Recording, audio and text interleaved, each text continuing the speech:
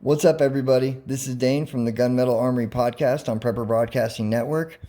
When I'm not working or working on the homestead or doing something else, I like to indulge in one of my hobbies. And one of my favorite hobbies is making edged weaponry or tools, if you want to be politically correct. So, I want to show you guys some of the various tools that I like to make in my spare time or just for fun. Some of the tools that I like to make are actual reproductions of World War II weaponry. During World War II, there were multiple resistance groups that operated behind enemy lines, and they were supplied by groups like the OSS, which is the precursor to our current intelligence agencies, and the SOE, the Special Operations Executive in Great Britain, and many other groups. They had lots and lots of different types of edged weapons. They had thumb daggers, lapel daggers, sleeve daggers, wrist daggers, various different types of things. They even had instructor kits, blade kits that would be used by the SOE and OSS instructors to show agents that were going to be going behind enemy lines how to use those blades.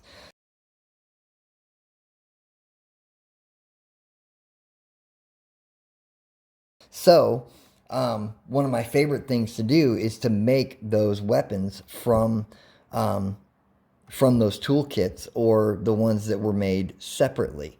I actually happen to have an example of one that I made about a couple of months ago. It's this one right here. You'll notice it is a triangular ground blade. You can see triangular ground blade. It's got the quintessential hook on the back that's rounded off. So when you're using it, it's easy to pull it back out. For puncturing a tire, of course. These were frequently included in the OSS and SOE instructor blade kits, as were some of the other blades, like thumb daggers, such as, little things like this, tiny little thumb daggers. Those were included. There were smaller, other different types of thumb daggers that were included. There were multiple different types of spiky, pencils and things, various different types of spikes. So, lots of that stuff, even stuff like this, was included in those kits. They had coins with blades on them, rings with blades on them, all kinds of stuff like that. So, that's one of my favorite things to reproduce.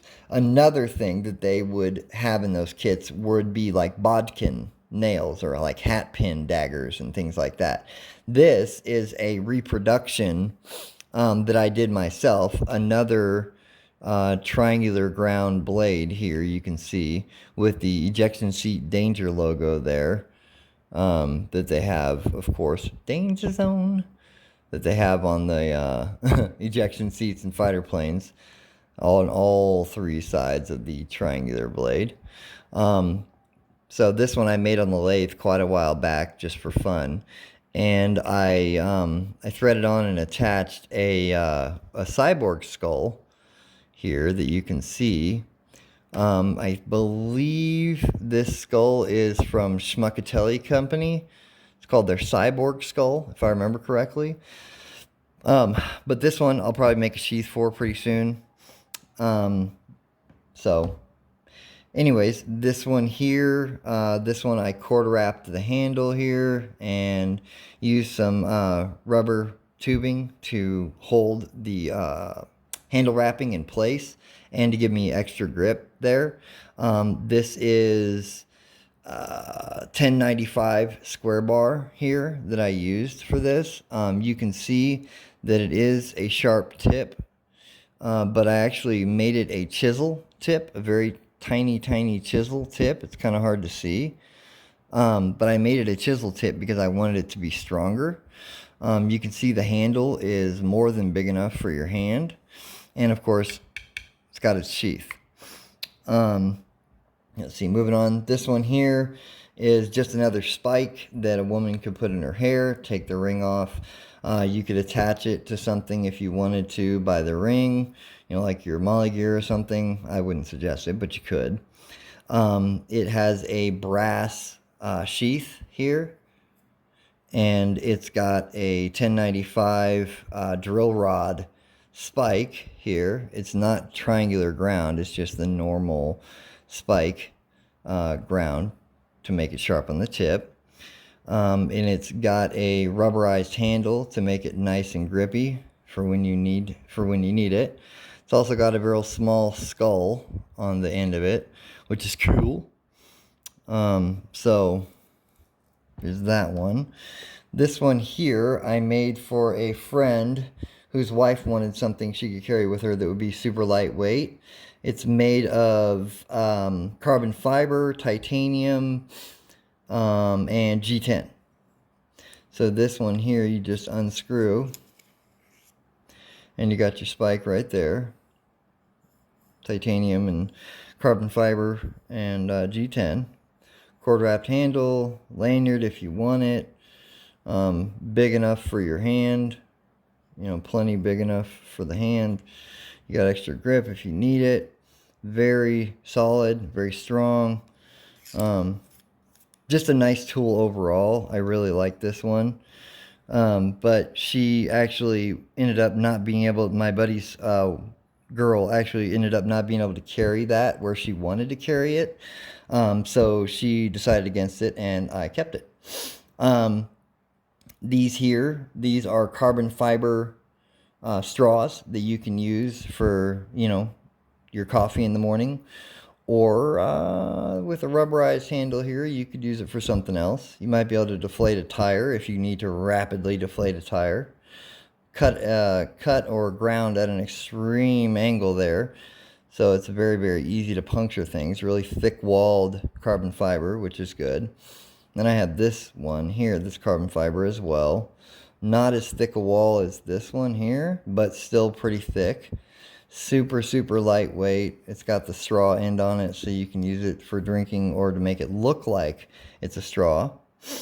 And then, of course, I have this, which is my little ice pick fist dagger here. A buddy of mine said, you couldn't combine a fist dagger and a ice pick, could you? I said, yeah, I can probably do that. So I did, and I took a 1095 drill rod and some brass and made a little punch dagger ice pick thing here. So it's a pretty nice setup. A little bit on the heavier side, but solid brass is going to be a little bit heavy. Moving on to some other interesting things. Just for fun, a buddy of mine asked me if I could make one of those little karambits, that go on your middle finger. So I did, just made a little tiny karambit, nice sharp, scandy ground edge, good sharp tip on there. Easy to use if you're using a handgun with it. Won't get in the way, which is really, really nice,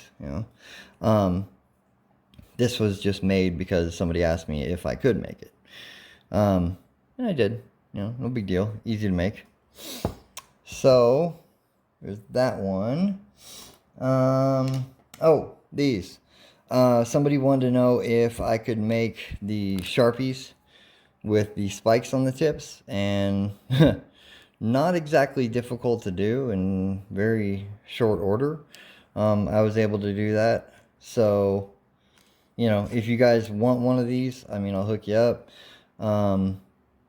Not difficult to make.